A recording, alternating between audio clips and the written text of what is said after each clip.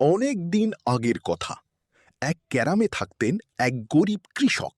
তিনি ছিলেন দিনমজুর। তার ছিল ছোট্ট একটা ঘর। এই ঘরে থাকতেন তার স্ত্রী আর এক মেয়ে। মেয়েটার অত্ত বয়স হয়েছে, বিয়ে শাদি দিতে হবে। কি যে করি, টাকা পয়সা অত্ত হাতে নেই। এই মেয়েটাকে নিয়ে বড্ড চিন্তা হয়। গিন্নি, তুমি ঠিক বলেছ। তবে কি করব বলো তো? এইদিকে মেয়েটারও বয়স হয়ে আসছে। আচ্ছা, এখন কামে যাই, পরে কথা বলবো, দেরি হয়ে যাচ্ছে।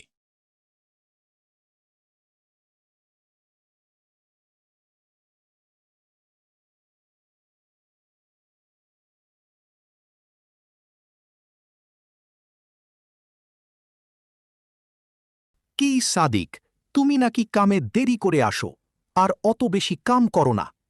এরকম করলে আমি তোমাকে কাজে রাখতে পারবো না। না না মহাজন, আমি তো নিয়ম মতন কাজ করি।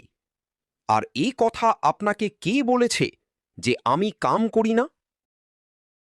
আচ্ছা, ঠিক আছে, ঠিক মতো কাজ কর।